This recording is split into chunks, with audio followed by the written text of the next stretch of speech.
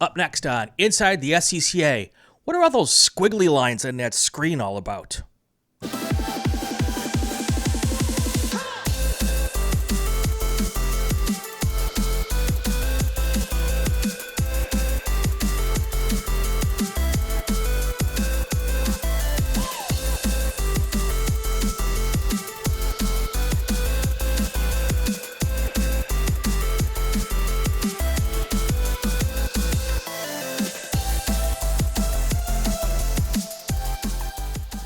Before we get into this episode of Inside the SCCA, presented by Raceschool.com, I just want to mention that one of the new features on the show is our new tech tip, which is, of course, brought to us by Babyface Fabrication. And usually it's going to be a little portion of each show, but on some shows, it's going to be pretty much the entire show. Well, this episode is one of those shows where the entire show is essentially a tech tip. And I forgot to mention that during the entire show that this was going to be a tech tip episode. You probably figured it out, but I should give my big thanks to the folks at Babyface Fabrication for helping us with our tech tip segments, and in this particular case, a tech tip show. So now, on to the show. Welcome to episode 230, maybe 8 of Inside the SCCA, presented by Raceschool.com. Brian Belansky here, and I have got a great episode coming our way today. I am so looking forward to this. Any episode where I can prove how dumb I am and hopefully learn something to be a little less dumb when it's over, that's my jam, folks. One of the reasons why I do the show. My guest today is one special human being. Keri Anderson is here with me. Keri, how are you?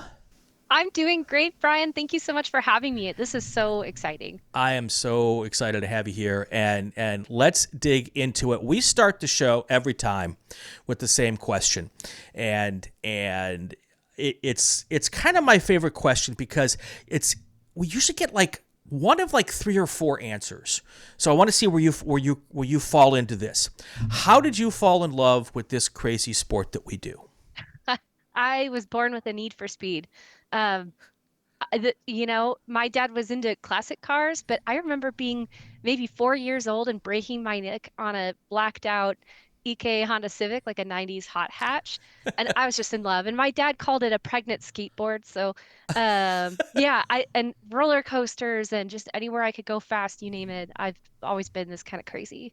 So cool. So cool. So when did you first actually start to participate? At what level, at what age, that kind of stuff?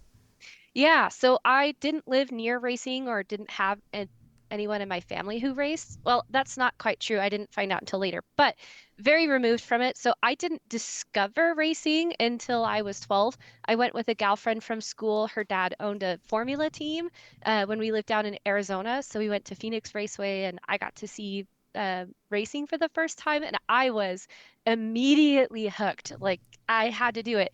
But we that summer then moved from Arizona to North Idaho, and so I lost touch again with racing and couldn't find it again until 2014. So I was a teenager, and I just so happened to be driving a Miata. As soon as I could finance a car, I went out and I financed a Miata, and of course I put snow tires on it because I lived in North Idaho. Sure. Where it snowed.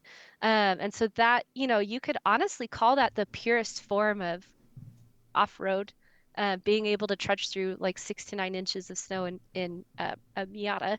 Oh, But yeah. I ran into someone who then got me in touch with autocross. So I started in autocross. And then from there, it didn't even take me one summer. I had already put shocks and brakes on my car, discovered track days. So within one season of discovering autocross, I was doing track days, pit crewing with a Chump Car team, running a Miata, and it just absolutely snowballed from there. That's so cool. That's so cool. So I grew up in Wisconsin. So I know all about, snow driving and the skills that you could get. I talk about a lot of dirt track drivers, when they cross over to asphalt, they've got just this amazing kind of car control.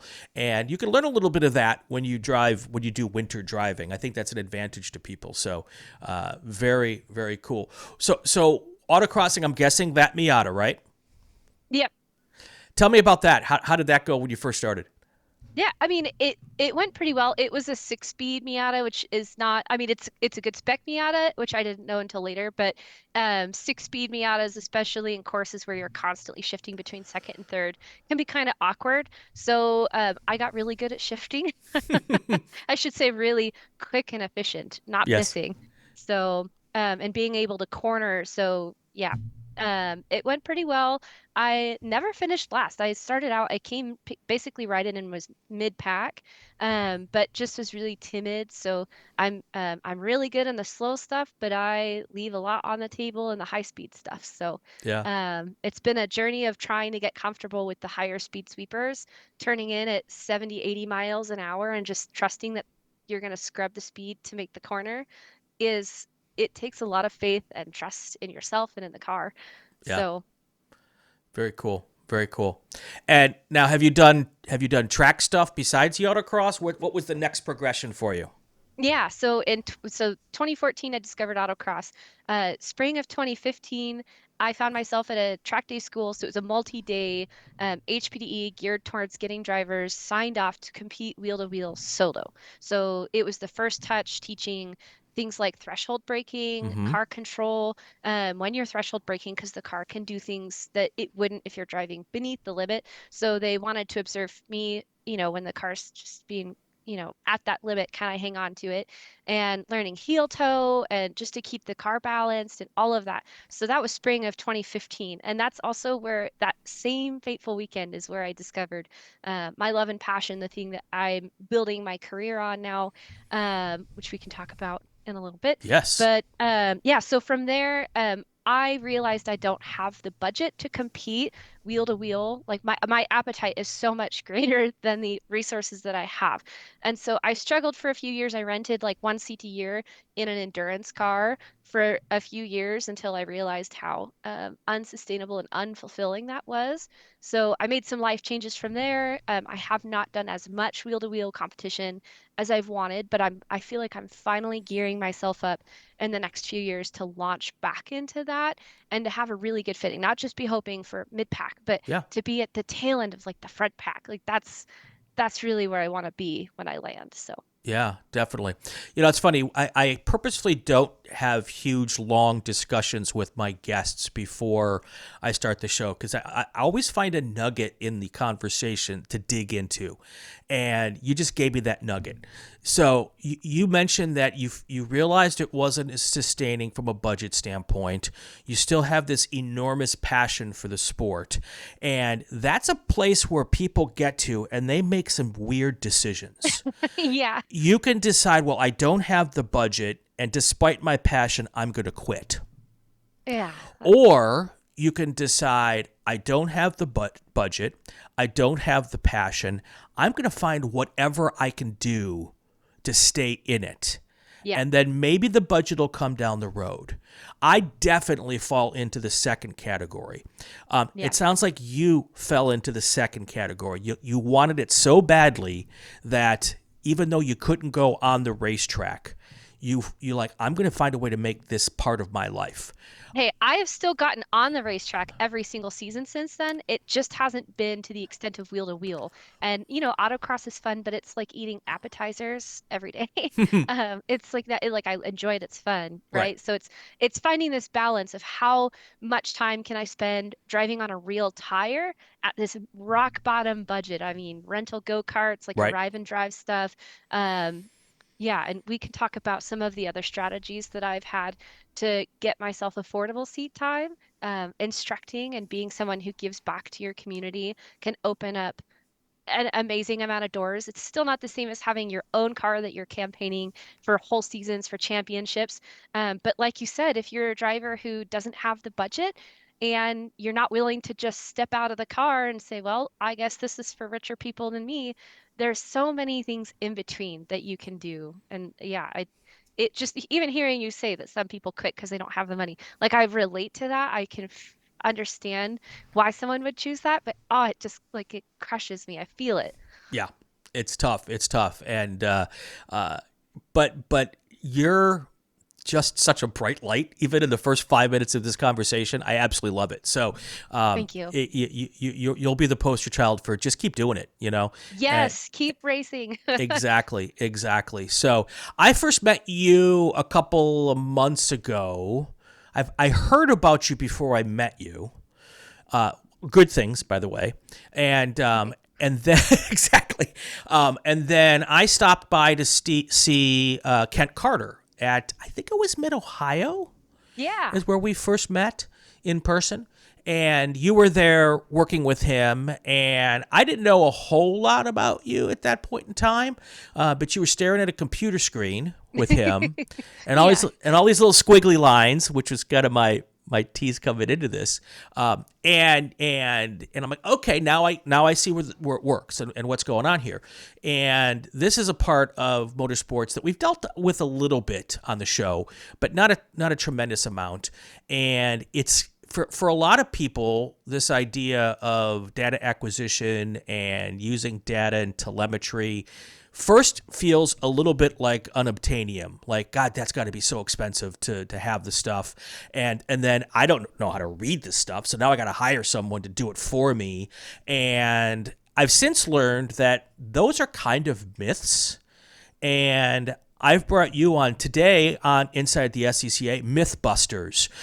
We're going to bust some myths here today about telemetry, data acquisition, and the access that we as grassroots racers have to that stuff.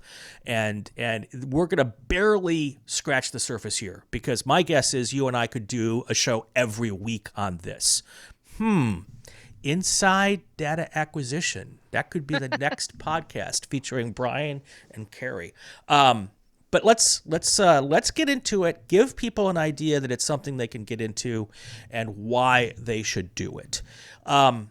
Where did you get? Where did you first decide or realize that this data thing was a thing, and that you had some acumen for it?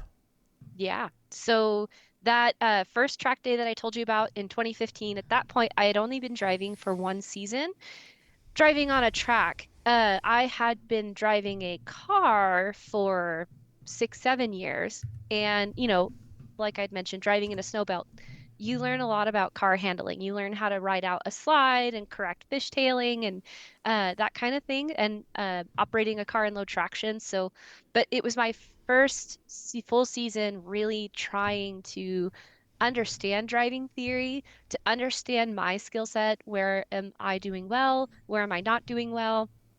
And I'm sure a lot of people have had experiences maybe at Autocross or at track days where they've invited someone to get in the car, ride shotgun, and give them feedback on their Mm-hmm. run. And sometimes you can get really amazing mentorship and, coaching, even just like peer to peer from friends. But sometimes you can get completely bogus and misleading or confusing feedback. And, I've learned along the way in my journeys as well. I can say something that makes total sense to me, and it might not make sense to the person I'm Right. telling it to. And so their understanding of what I said, they may think they understand what I said, but they've like heard something different, Right. or internalized that and have meant something different to them. And so we use a lot of, jargon and terminology. And so when you're working with other people and trying to learn from them, that can be a barrier. And even for perfectly like neurotypical people, it can be really confusing listening to a very well-seasoned coach just talk and talk and talk because they might use 15 different words you don't even understand what they mean. What's the difference between yaw and slip angle? I think we would need pictures and diagrams, and like slip angle is a complicated thing to really try to help someone Right. understand. It's something you can intuitively feel, but if that person doesn't have enough perception yet to feel that, um, you can have some really confusing conversations. Yeah. So, um, my big aha moment for me was in 2015 when I was riding along with someone else, and they had demoed this app. So all I needed to get started was a phone Mm-hmm. and a free mobile app. So with that mobile app, I was able to record their runs And then I got out of the car, got back in my car, recorded my runs, and then started comparing the two of us. And that very quickly just made it really obvious with no opinions, no confusing Yeah. like jargon. There was no need for me to like compare me on a personal level with someone else, like fear and emotions and how, brave I am going into the corners. It was just miles per hour, Hmm. and that's it. So either I was going deeper into the corner, I was carrying more speed, I was able to really start to understand and quantify for myself without anyone telling me. I could empower and validate myself. And so that's what really started me down this journey where, gosh, I mean, there's never a point where a good coach paired with the data won't be better. Right. But for someone who doesn't have the resources like me, I already had a limited budget. So paying someone to sit with me and I may not even understand half of what they said, that was a hard thing for me to justify. But being able to take this app and go, I was already driving, right? So I was already paying for the track day. Right. That app made my track day 10 times more valuable to me. And then I could go home and study it later. So it wasn't just watching the video, it was also, yeah, all of Right. the analytical stuff with it. So So when I started, there was no data acquisition. There was, well, but it was like an stopwatches. F1. Well, yeah, actually, that was data acquisition. Stopwatch, Yeah. stopwatch, stopwatch. That was the extent of it. I'm in Formula One. They had it, and then we had a guest on many, God, maybe 2 years ago, who was one of the first data acquisition guys in IndyCar, and talked about how he was, created a job for himself with Newman Haas Racing because he was the only guy who could do this stuff, and then. But we obviously didn't have access to that at the grassroots level at all. We didn't have access to video. Video cameras, were the size of, computer desktop, towers. Yeah. They were huge. They wouldn't fit in a race car. And if they did, they could be dangerous if you hit something. So that wasn't even And a they thing. produce a lot of heat And too. there's that as well. There's that as well. So our data acquisition was, hey, faster guy Bob, would you drive my race car and tell me what you think? That was data acquisition. And so I put a guy in my car once, and I just built the car, and I thought, God, this car is junk. I need some advice on it. So this was my humbling moment, okay? Not only was the car junk, but this guy got in my car without making any changes and drove it 3 seconds a lap faster than me. So the car was junk, but I was also junk. And so he helped me with the car, and that was great. But I was also this humbling moment that, like, man, I got to step up because I'm not doing as good as I can, even with the junk I've been given. So when you give a faster driver junk and you're driving junk, one of them's going to be faster. And that was my moment, like, okay, it's as much me as it is the car. But like you said, he didn't even have to tell me that, thankfully. I was smart enough to realize that, okay, if he's driving the same car a lot faster than me, there's two problems. The car is one, but I need to work on my thing. So then we got video, and we could compare other people's video to our video. That was kind of like easy for people who are visual learners. But now we have this other tool, and we can get to it. And I'm going to guess that probably in the SCCA, half the drivers aren't utilizing this, right? Even more than I mean, half? I can't even imagine. I need to start going around and surveying people in the paddock the next time I go to an SCCA event. I mean, who's not using this? Come on. So, all right, in the chat, or in the comments, let us know. Are you using Yeah. data? How are you using it? Maybe even a little bit. Is it be a good thing to take a look at? And we can data mine from our chat even about this as well.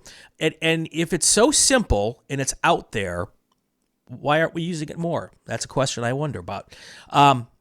So. Now, it's one thing to be able to see the data. How do you figure out, I love this so much, or I want to become good at it so that I can maybe help other people? How does that process work for you? Yeah. So I think to some extent you have to have enough core curiosity to keep coming back to data. So it really is just expanding your ability to perceive and take it all in and come to a conclusion. It's kind of, here's an analogy that I have of it. When I pop my hood on my car, how long does it take me to inspect every single thing in that engine bay versus my husband, who's been a mechanic for over 20 years and has worked at independent shops, and he has just years and years and years and thousands of hours looking at engine bays. He can pop a hood at the same hood as me, and it takes him a fraction of the amount of time to just take it all in and notice things that seem weird. And a lot of it's pattern recognition, it's experience, it's curiosity, it's giving yourself enough exposure to these things to speed up that learning process. So just like the mechanic example where it takes a long time to get that good. It takes a long time to make it look effortless to build a car and keep it running. We all know that's one of the hardest parts of racing is to build a car that's not junk, that's dependable, that starts right up and works as intended every single time. And I think that that's a barrier to people with data acquisition as well, getting their data acquisition to the point where it works, starts up as intended, and you have very little effort involved in retaining and accessing that data. So, but for someone who wants to get good, you have a small learning curve based on whatever tool that you pick, whether it's a mobile app or a whole system. There's a learning curve to setting it up and getting it to the point where you can fluidly and easily use it. Because if you're trying to get ready for a race and you forgot to set it up, and you're 5 minutes before you have to get to pre-grid and you're trying to troubleshoot your data acquisition system, I mean, at some point you just say, I'm just going to get in my car and I'll drive without it, right? And Right. then like they don't circle back to it. So I think just circling back to your data enough to be able to get the data, but also to look at it. I know a lot of people who have data systems, and if you were to ask them about their data, they, even if they're doing their own data analysis, they'll go, I don't know, the data's on the car and the car's at the shop. And so you'll have to ask the shop for my data. And it's like, why don't you have your data? You should, Right. I would think you should have that, have access to it. So, yeah, I just think being brave enough to just keep diving back into it, even if you don't have a ton of like study about driving theory and you don't know what every squiggly line means, but you, after every event, spend even 30 minutes after every event looking at your data, you will learn so much even after just Right. 1 year. Just looking at it. I know it sounds crazy. I mean, study is good, but just Yeah. sticking with it. So this is interesting because this is kind of where I was several years back about sim racing. And we have such a limited amount of time at the racetrack, on the racetrack. And let's forget about even if you have that unlimited budget where you can go racing every weekend, because a lot of us don't. So let's say you're the 4 times a year racer and that's all you get. That means if you're in the SCCA, you're probably getting, sadly, 4 times a year, you might be getting 8 hours of track time for the year. Mm-hmm. And that's why I tell people sim racing can be so important, because if you could eliminate the learning that you have to do, or the relearning you have to do because you only get in 4 times a year in that first session, now that Mm-hmm. first session of the racecraft becomes so much more useful to you. And with data, you know, it's almost like being able to get more sessions out of your sessions, because you can learn when you're not sitting in the race car. In Yes, that yes. in that break between session 1 and session 2, you can now, when we sit around and, make excuses about why we were bad in session 1, or, you could use that time now to make yourself better for session 2. Mm-hmm. It's not just changing tire pressures or making a shock change or whatever. You can look at what you've done, and it almost feels like this is an indispensable tool that you're literally leaving seconds on the track if you don't Yes. take advantage of it.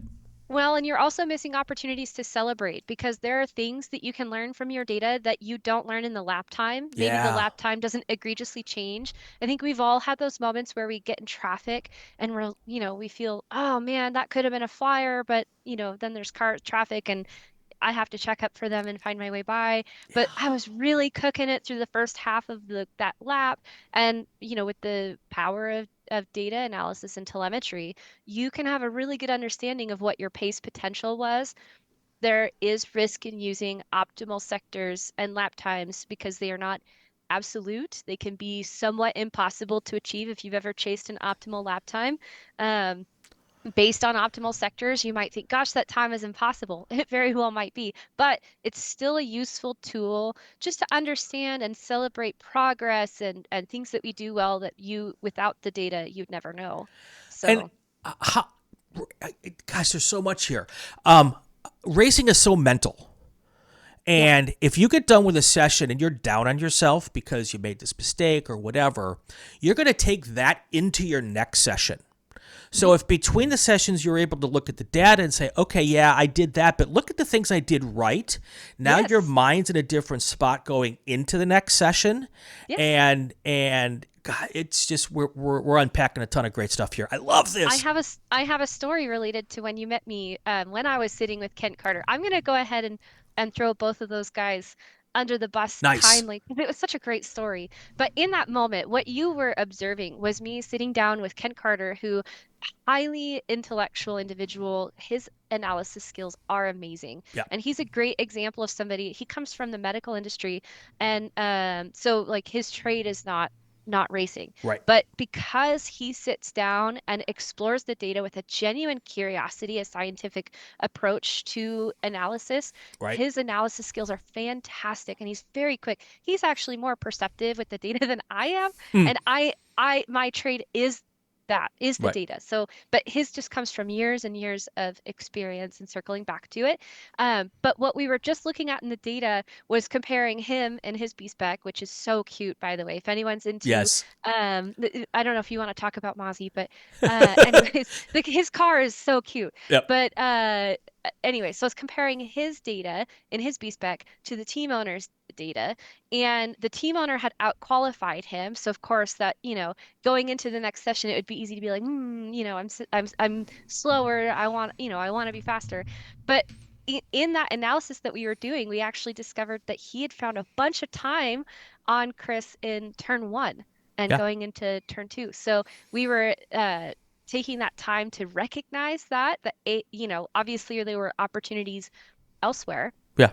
And he was describing to me, Kent was, that he was, this is something by feel that's interesting to look at in the data, but he was pushing and pushing and pushing harder into keyhole because they were running the chicane. So there was a left, right into keyhole. And so he was describing being inspired by like a flick, like a stage rally flick, like a Scandinavian flick type of thing, where you transfer the weight and you just drive it in deep with the front wheel drive.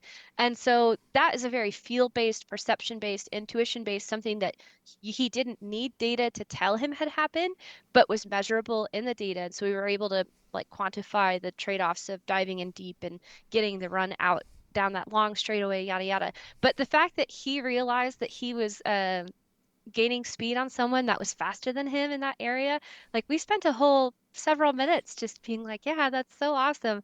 And then of course, then the guy that we were studying came and sat down and wanted to know how he could then flip the tables. So I just think that's having the data and sharing data. We don't need to share data. If your data is the only data you have, it is still useful. But when you can get comparable data where two people are running pretty much the same car, which is the whole idea of B-Spec, the things you can do, it really just exponentially expands the value that you can get. Now that's one thing I want to dig into a little bit more, and to Kent's credit or defense, he's comparing his data to probably one of the best B-Spec drivers who's ever jumped in a B-Spec car. So Chris Taylor, not only does he build the cars, he is one heck of a race car driver. So and he loves driving. He drives for the joy of it. Like the trophies are all fun and good, but the behind the wheel experience is really where Chris shines. Yeah, and he also really enjoys seeing his customers shine, and that's a big part about being a successful owner of a team like what he has. So that's pretty awesome. So when did you Now you do other things, like your husband does the electronics for other cars, right? Well, tell us more about We have that. a yeah, we have a two-bay shop and he's a 20-year veteran mechanic. He Right. started out as a master ASE mechanic at Mazda. He's also worked at Toyota and BMW and Chevrolet and Independent and so yeah, Right. yeah, yeah, yeah. But obviously being a dealer technician wears on you. I mean, Sure. there really is a shelf life to that career, I think, for a lot of people just because of physical, right, the physical demands of Right. being competitive at completing the work. At some point you know, he wants to slow down and make it more of an art, Right. like a lower volume but higher value and really spending time with each car. So Right. that's what our business is. It's I guess you could call it a lifestyle business. It's really not that scalable because I can't clone him like five or six times. If I could, I would, but it's really hard to find people who have that same level of workmanship and are willing to take the time because it takes away from profitability if you can't bill for it. So Right. we're always doing this dance of we want to do high quality work. We're putting our name on every car, which is something that like teams like Chris Taylor can understand. It's his name Right. on the door. So it's really hard to hire somebody to care about your name, you Right. know? Right. So so anyways, we do race car, builds and Sure. servicing, maintenance, reprep. We've got in the shop right now, we have a 370Z Nismo that we transported and fielded at the runoffs recently in recent weeks. And so it's here. We finished all weekend long as far as like once qualifying started, we finished every session, Right. but we really struggled on the practice day. So it's here. Also, the data acquisition systems are my lane, like the Right. electronics, Got it. ECU configuring. I'm not a tuner, but I can install and pre-configure an ECU. Sorry, my camera is like out of focus. But I'm the one who, when the ECU, I don't know how to get this to focus. It, When the ECU is it'll come into not, focus. yeah, okay. ECU is not working right. I'm the one that plugs into it and troubleshoots it Right. and yeah, et cetera, et cetera. So we had some weird electrical issues with this one. So that was fun. We spent all day yesterday with my husband with a power probe and a Yep. multimeter, just checking from nose to tail. And I'm with the laptop editing the configuration because aim dashes can do low side output switching. Right. So like we're checking grounds and checking the aim and yeah. Anyways, so that's one part of what I do. But I also work with I have like 4 side gigs as a Yeah. full-time job. It's silly. So I also work with Speedy EFI and I solder and assemble standalone ECUs and accessories. Wow. So end to end, all of my work all combines to being someone who interacts with electronics. Yeah. So Love it. Love it. Let's do this. Let's take a quick break. I'm going to thank all of the people who helped me do the show. And then we're going to get back. We're going to dig into a couple of things. We're going to dig into the tools, the actual, like, what do you need to buy to get started? Yeah. And we'll talk a little bit about the entry level and maybe just a little bit advanced, kind of the stuff that a club racer would want to have access to. And then we'll talk about how we can, as a starter, use the data. And you started to talk about it. We'll dig into a little bit more about how if you don't have anyone's data to compare to, how you would use your data. And then if you do have someone to compare to, which I think people probably realize how that works a little bit easier. But let's do that. Give me a second to thank all these wonderful people. Of course, you see it here right above this shoulder. I always pick the wrong hand. It's Inside the SCCA, presented by Raceschool.com. And they are one of our awesome partners here. We love them. They do schools out at Button Willow down here in Southern California, and they've got a really cool way of teaching. Their instructors start working with the students even before they get to the racetrack. They also have a bunch of different programs besides just being able to get your club racing license, defensive driving, team driving, all this kind of cool stuff. And they're fantastic people. They've been a great partner. Check them out in the show notes. Also, William R. Penterick and Associates. David Penterick, he's one of our drivers, our SCCA folks, GT1 guy. He also does Trans Am. He's also doing now some Spec MX5 stuff. One of the really good guys in the club. He's also really good at money. Face it, racers, if we really want to be good with money, we wouldn't be in racing. So if you don't know what to do with your retirement, if you don't know if you have a wad of cash and you want to find a good way to maybe not spend it and save it, he's your guy for that. So check him out. Ray Esports, Steve Stevie Ray. He is the official, not SCCA, but the official Inside the SCCA Sim Racing League. When I'm done here talking with Keri, I'm going to head over and jump into my sim and jump into Formula V and do the Weekend Warrior race, and I'll probably do really poorly in that, but I'm going to have a lot of fun.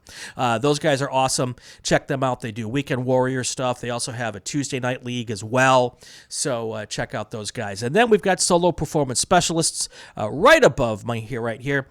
They are at most of the pro solo events. Dave and his family are fantastic ambassadors and supporters of Autocross and Solo, and we love working with him. I'll be at Solo Nationals here in a couple of weeks, and we'll be having a chance to chat again. One of the really, really great guys out there.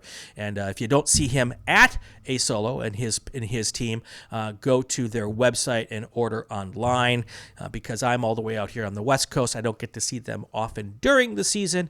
That doesn't mean I don't go to their website and click and then hit the spend button, and then I get a text from my wife. Did you just spend money on? Yes, honey, I just spent money. Anyway, check out all those folks. Those are the folks that help make Inside the SCCA, presented by Raceschool.com, happen. All of their information in the show notes. Click on the links, tell them I sent you, and spend a little money with those folks. All right, back here with Keri Anderson, talking about data acquisition. Have had a fantastic conversation. One of my dear friends, G-Dub Henderson, used to talk to me about this person has the passion. Guess who has the passion? Keri Anderson. I love it. And a passion about something that may be a little bit of voodoo science to some of us. And we're going to try to unvoodoo it here. And it's been fun, and we're going to continue it now. So I thought data acquisition was too expensive. I'm dumb. I didn't really check into it. So tell me, if I'm just starting out, what is like the most basic entry-level way to get going with this? The most basic entry-level, minimal out-of-pocket way to get started is to get an app called Track Addict or something similar. Track Addict, it's now owned by HB Tuners or something like that, but it's free or nearly free. I want to say that for the fully featured version, I spent maybe like a few dollars. It really was not a big expense. And that app allows you to, at the minimum entry level on a mobile device, use its GPS to collect basic telemetry data. So you'll get miles per hour. And you might get, because a lot of phones these days, they have a built-in accelerometer. So like they can tell if you're walking and that kind of stuff. And it can use the mobile device's accelerometer built in to get some sense of G-force data and all of that. Now, there are limitations with doing that. It's really it's cheap and it's accessible. I mean, the cost of a cell phone or something, obviously, I assume that people are using a phone they already have. Right. They're not going out and buying a device to do this. But a lot of mobile devices, they have really inaccurate GPS. I mean, the accuracy is within meters, not even feet or inches. Right. So you're going to find that the data, especially if you were to lay two laps over the top of each other, they're not going to mesh up very well, but it will give you lap times within a reasonable time because it knows via GPS when you're crossing the finish line. Right. So it will automatically tick off all of your laps for you. That part is still useful. And that for someone who's doing HPDE, like track day, driver education, Yep. that time kind of trials. thing. Yep. Anything where you're, maybe you don't have a ton invested into getting to the event and participating in the event. Again, we're talking like most entry level. Right. So that would be useful to get lap times and some idea of where you're gaining and losing your time. But again, you have to take this with a grain of salt because a lot of mobile devices only have like 1 or 2 hertz GPS, and really it's they say garbage in, garbage out with data, right? So you have to just be very careful about the assumptions that you make there. Yeah, go ahead. As SCCA racers, let's assume we're a little more invested and we want less garbage data. Yes. What's the next step? What would be your recommendation for just kind of the bare minimum to really get useful stuff? Yep. So that's where you need either you need a mobile device that has insanely good GPS, which let me tell you, most consumer phones just aren't it. There's some rugged, heavy duty, specialized tablets that you can get Okay. that can have like 25 hertz GPS, and there's things that you can do with that. But tablets like that can have a comma in their price tag. That's just silly. Sure. So with the cell phone, you likely already have. The next step would be to buy a GPS unit, and I highly recommend for a couple $100. There's a few options. There's this, which is a Qstarz brand 818 GT, and you can get something like a Racebox Mini or that kind of thing. And the reason I recommend it, this has 25 hertz GPS, so this is going to give you GPS accuracy when you're driving 100 and something miles an hour. It's going to be within singular feet, maybe even inches, but there's still 25 hertz GPS is not equal to all 25 hertz GPS. There's different, without getting too technical, right? But Right. at the couple $100 price point, something like this is fantastic. The other benefit is that this and the Racebox Mini have the accelerometer built in. So all you have to do, I've put mine on a little GoPro thing so I can Right. just stick it anywhere. But you can put this on a little, it looks like a flat flap with a suction cup mount, and that's probably the most common Mm-hmm. thing I see people use. So you can just section it to the windshield or whatever. I'd put it inside of the car. Um, but it needs to have a clear view of the sky. So no carbon fiber anywhere Right. near it. Or if you have a carbon fiber roof, you need to put this like down towards the base of your windshield, or Got the it. carbon fiber will, yeah, it will ruin your data. But this has the accelerometer built into it also. So your phone can just sit in your pocket. Your phone doesn't have to be mounted Right. anywhere like it would if you were using the phone's Sure. accelerometer data. So this is the most powerful thing that you can do to really level up the quality of your data, because then all of your sector times are going to be really accurate. All of your laps are going to lay over the top of each other really nice. And for a couple $100, that's a lot of functionality. All you need is a cell phone and one suction cup, and a GoPro or other action camera like a Garmin Sure. for yada yada. Pick your action camera. Um, but I think that's really the best way to go to start out with. The limitations of this device will last all day, but most cell phones and GoPro batteries will not. So that's where things start to get expensive for people who are on track a lot, like if they're running multiple groups, for example, or if they're doing endurance racing, they, you know, yeah, that's where things can be a challenge. But at the couple $100 price point, this will allow you to collect data for autocross, for hill climbs, for time trials, for any session that's, a couple hours or less, Right. or whatever a GoPro will run for, depending on your battery life. Like a GoPro 12, if you don't already have a GoPro or any sort of an action camera, I would recommend a GoPro 12 because it has no built-in GPS, which, hear me out, its data is not that great anyways, and you can do it with this, Right. and you get a GoPro that has the maximum battery life. So if you're Got going to it. buy one, you can get it for cheap. Um, but that's like an essentials package. And then you have the ability with apps like Track Addict, and then there's other apps. A lot of people use Solo Storm. It costs a couple $100. So again, now we've gone from almost free with just Track Addict Right. to adding some hardware. So you're like maybe a couple hundred or a few $100s into it. You can get a used GoPro 12 for, Sure. 200-300 bucks. And then I really like Solo Storm. Um, for a lot of reasons, but I like being able to share my data, and I really like that social networking aspect of Hmm. data analysis. And SoloStorm has some additional features. Track Addict has changed many, many times since the first time that I first played with it in 2015. They've added features, but SoloStorm has things in addition to a sector analysis. They have something called an apex coach. So it's in the same place where you would look at the sector analysis, but the apex coach will show you corner by corner where your current turn-in point for every lap is, where your apex as driven is, and where your minimum cornering speed is happening, in all within the one graphic. And you can add up to 6 laps. So, and you can add other people's laps. Hmm. Um, Yeah. so I think that's a really great, powerful feature. A lot of people, especially Autocross, because that's where that app started for Solo Storm. Right. Um, so I think that that gives people the ability to record whole 20, 30-minute sessions on track also. Nice. Nice. Yeah.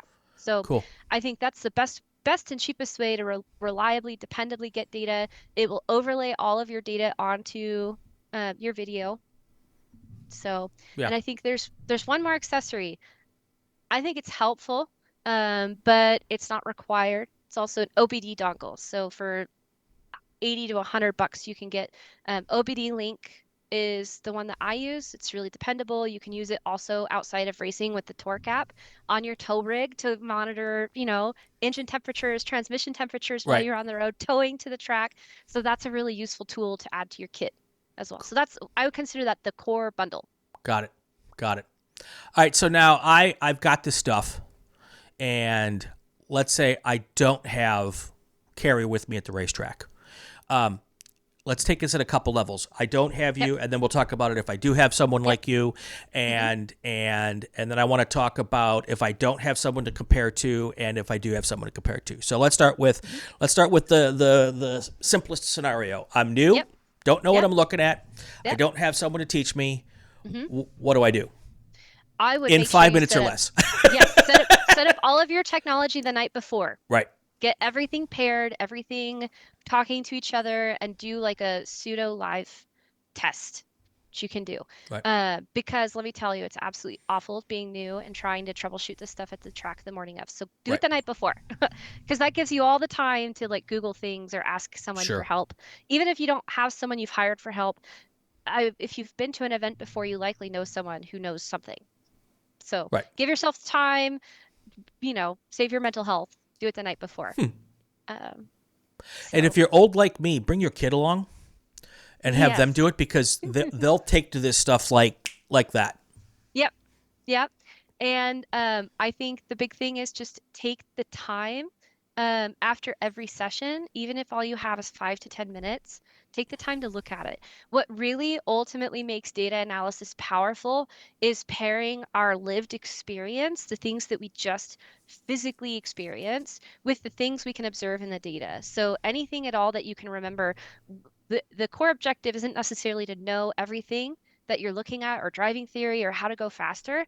The first step is really, can you correlate what you can feel and perceive with your own eyes and ears to what you can see in the data? And that's really where you can start thinking about reflecting on, on track. Maybe there was a moment where I, the car got upset on me or Mm-hmm. whatever. And you can go look at what that looks like in the data and just see what that looks like. Eventually you get to a point where I can watch a car on track and guess what their telemetry squiggly lines probably look like. I could almost recreate them with a white white erase marker kind of Right. thing.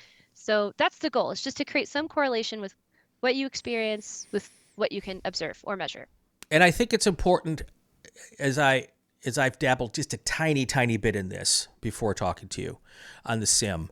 Um, to take it back, if you've never done it, take it back to what you do with a stopwatch, where if you try to change something on every corner, every from one lap to the next, you can't figure out what changes work and what changes don't work.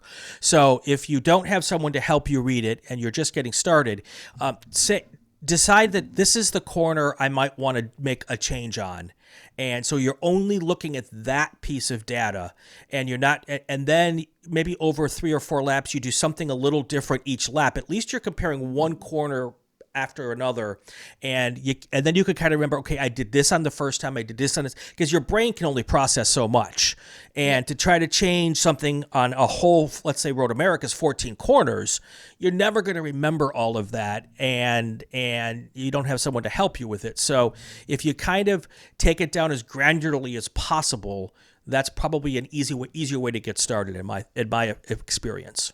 Definitely. I mean, having good goals, right? Smart goals for anyone who's like nerdy about that kind of thing, having something specific, measurable, achievable, relevant, Right. and just like that. So, depending on where you are, what you're doing, lap one might just be go out, get the tires warm, keep the shiny side up, Right. and maybe, there might not be as much to the data, but if that's where you're starting, I really challenge people to really work on consistency too.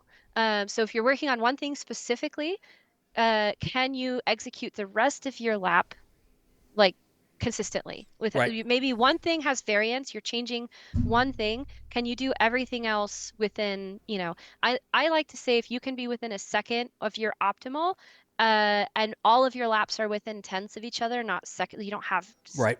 huge spreads between your lap time, that's a great place to start. And even if that's as simple as the first time you're using data, that's all you're doing with it, that is enough. Right.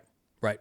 So All right. So if you only have your own data, what are you looking at? number one thing I'm looking at is throttle input and keeping myself honest. So I'm looking at, am I staying wide open throttle where I need to be staying wide open throttle?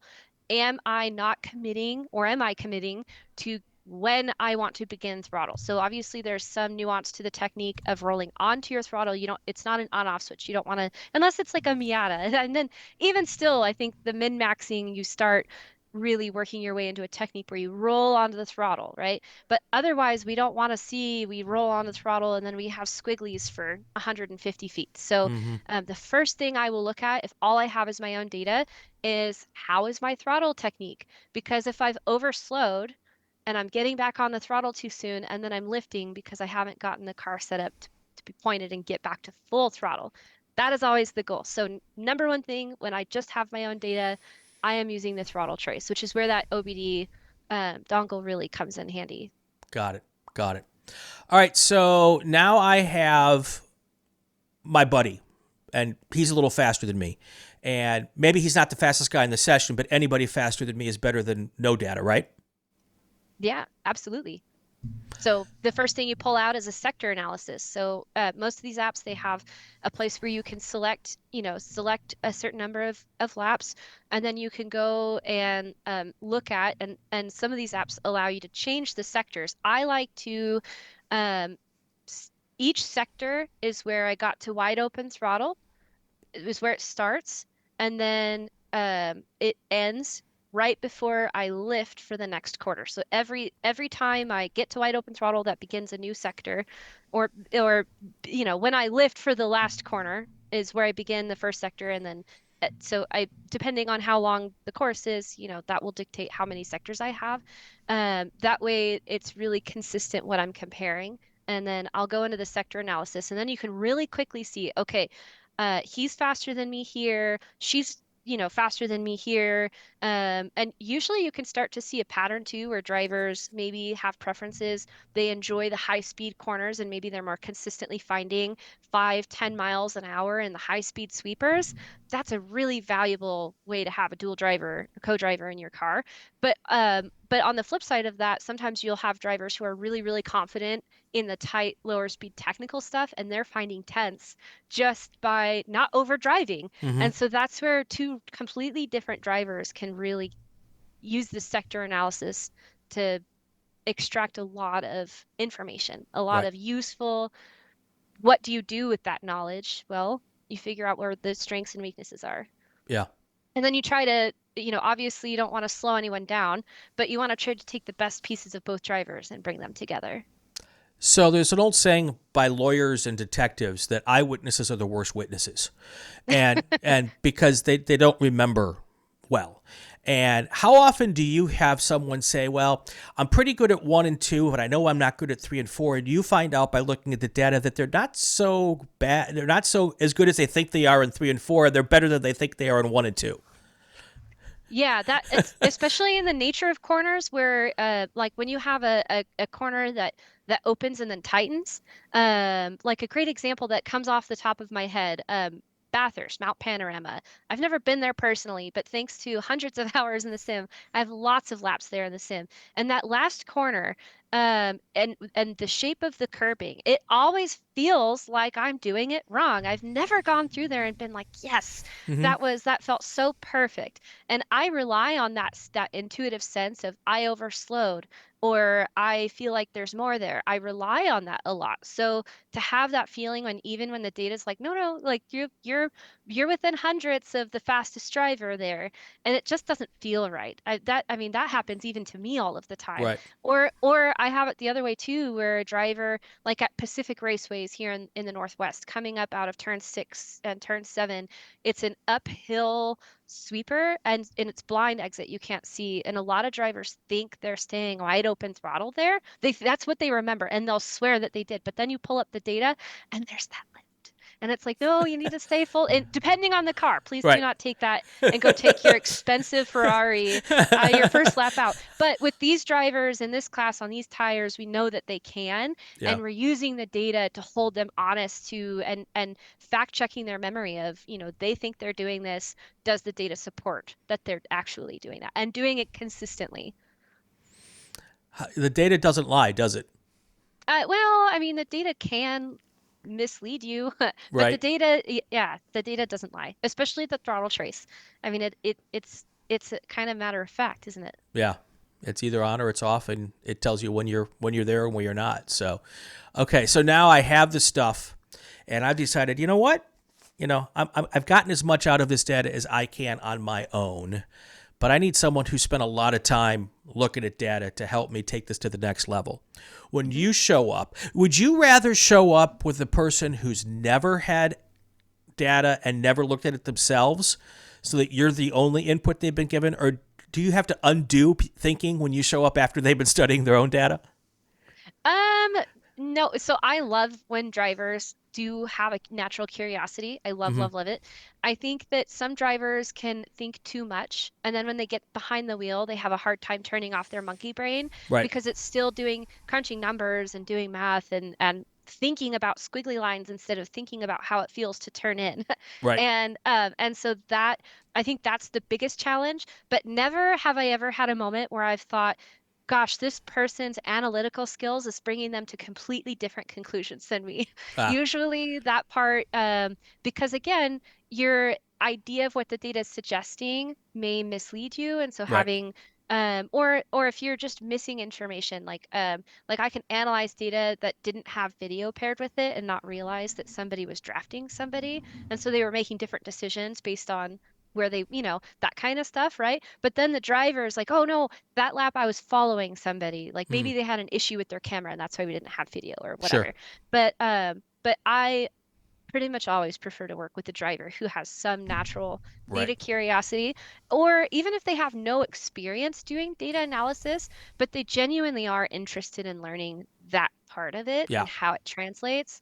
That will always be for me like a huge benefit. We will get more value out of our time together. Working with Kent Carter is amazing. I'm the one that's supporting him, and yet I also learn from him Yeah. because his analysis skills are just regardless of what the squiggly lines are. They could be stock market data or pharmaceutical data, and I bet you his analysis skills would be just as good Sure. because that part of his brain is just so effective. He sees things quickly, he sees patterns and nuances, and so we can kind of get through a lot. Yeah, the So thing I think where a coach really helps a lot is especially on a busy race weekend or if you're doing multiple cars and you just don't have a lot of time to look at the data, you can yes. pull the data out. You can identify this is what we're going to talk about in the 3 minutes I have to talk with this driver, Yeah. and you can pull it up and say, okay, Bob, come on in, or okay, Brian, come on in, let's look at this, and it's like 3 minutes, 4 minutes. I've targeted it for you. Let's be Yeah. really intentional and effective with our time. Whereas if Yes. you're doing it yourself, you've got to scrape through the data and find the different spots on the data. And some of us, we don't have time for that, especially if you're working on your own car and all that kind of stuff. I think that's one area where a coach really becomes helpful and effective. It takes a lot of cognitive load off the driver when you're Yeah. juggling a lot. And I think having somebody who just prioritizes, right? If I only had 3 minutes to focus on one thing, one thing will have the greatest impact? And there's things that I notice in people's driving that are like, I can tell if it's a habitual thing, maybe they're feeling anxiety or fear, or I can tell they haven't quite reached flow state because they're jerky and they're not consistent, or there's things I notice in the data that help me understand how the driver's feeling too. So sometimes I'll that 3 minutes we're not actually looking at squiggly lines at all. We're talking about our feelings. Right. And I think having a coach or someone who's supporting you that sees you, they Right. don't just see your squiggly lines and all of your flaws. A lot of people, they get kind of drivers when they are getting support or help from a coach. They can get, and this is natural human ego. I do this too, Sure. where, we feel defensive and like closed off or not seen or not heard or not good enough or whatever. These are all normal human experiences. But having a coach who actually sees you and all of you, and wants to give you the most tools possible to help you thrive behind the wheel, to help you feel like you're happy, you're driving because you enjoy driving, you're fun, you're enjoying the competitive process. When someone's behind you, your coach can remind you, hey, they're like, stay focused because they're motivating you, right? So Right. that's not a bad thing to feel pressure. It's a good thing. And just having someone to remind you of those things because they see it in the data. They see every time someone's behind you, you start falling apart. That's just as valuable, Right. So it's driver dependent too, Right. but I really think that having a coach who's good at using the data, but isn't just coaching with data, if that Yeah. makes sense. Absolutely. So just got a couple more minutes left here with you, and one of the things I always think about with coaches, and it's none of us, few of us in the SCCA are the one percenters, the aliens who are really at the top of our game. We just don't race enough. We don't drive enough, and Or lack the belief that we can be. Exactly. Maybe that's even the most important part of this discussion. But so when you come up with someone who is the top, multiple national champion, what you need to dig in with them is a little different than what you would need to dig in with, I would say, the vast majority of SCCA racers.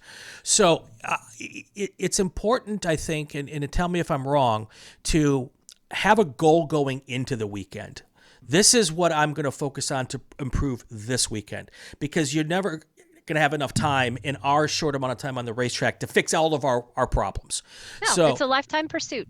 So Continuous improvement. So it's important, in my experience with a coach, to say, okay, and have this before you get to the racetrack, because once you get to the racetrack, you don't have time for these discussions. Do you come to them with, this is what we should work on this weekend? Do they come to you, or is it best if you just come together and say, okay, we're going to do it this way this weekend?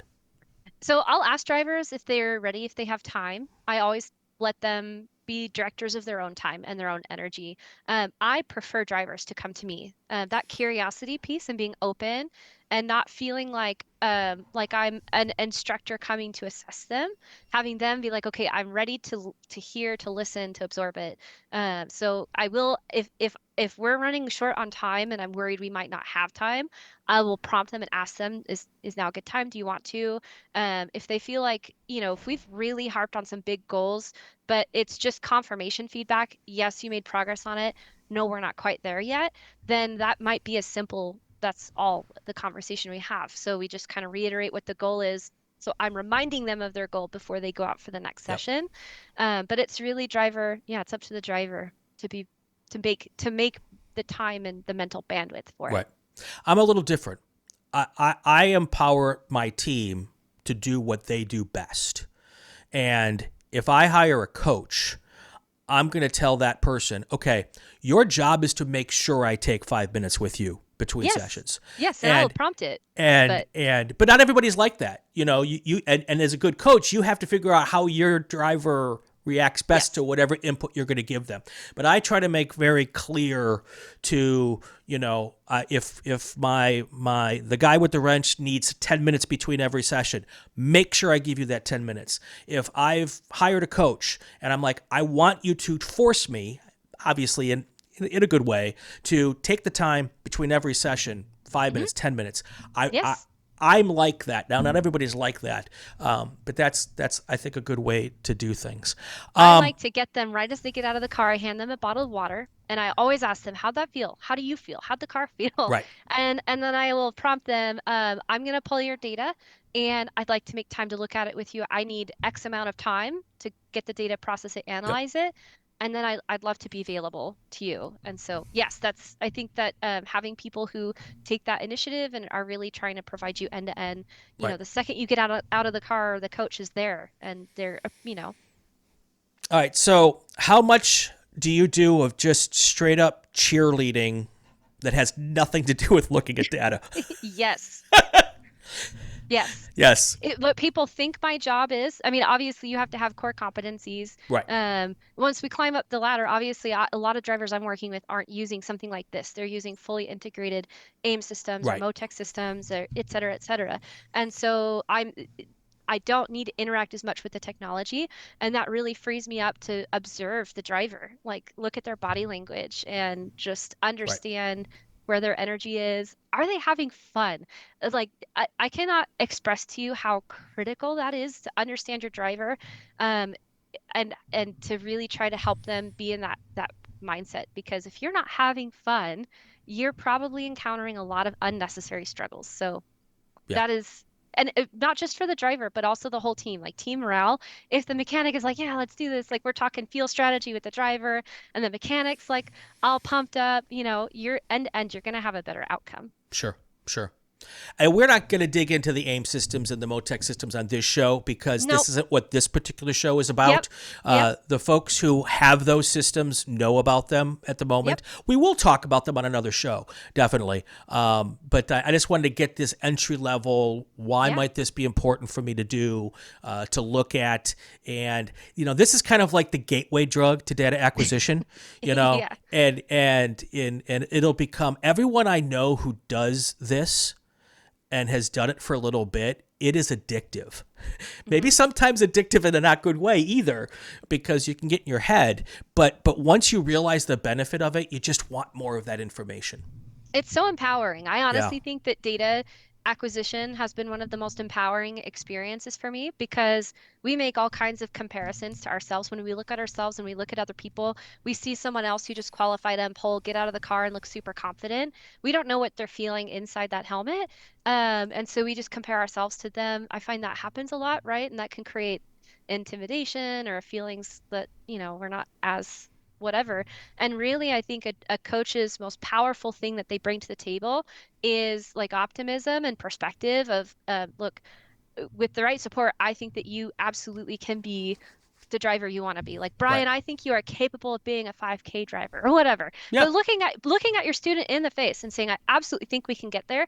It's going to be one step at a time at your pace, but we can get there. And I'm willing to put in the work if you're willing to put in the work. Like that, what a powerful thing to have. Like, how do you even put a price tag on what that's worth? Yeah. You can't. You can't. Yeah. And you see it with podiums and results, or incremental improvements every weekend, Yeah. and that's measurable, and that's pretty awesome. So, in a second here, I'm going to give you a chance to tell people who have decided that they want you to be their coach how they can find you and all of the things and that kind of stuff. But I want to say before I do that, not every coach is right for every driver. And the way Keri teaches might be different from Morgan Burkhart, who is another coach who I talk to on the show all the time. And so if you might be not getting what you want out of a coach, you don't want that driver to keep spending money with you, right? You would like them to maybe try someone else and find the right, because I think I get from you that you just want people to succeed, whether it's with you or someone else. You'd love it to be with you. And I think that more coaches, like having just one coach is silly. Like we name any other educational institution that does that. Like when you go to college, Right. you don't just have one teacher. You want to diversify your experience and you want to, yeah. So I think regardless, if you've only ever worked with one coach, you've only gotten, one grain of sand of the whole experience. Right. And so, but every driver definitely brings their experience. Like in Morgan's case, he has just an insane amount of real world experience and perspective. I mean, he's an IMSA driver.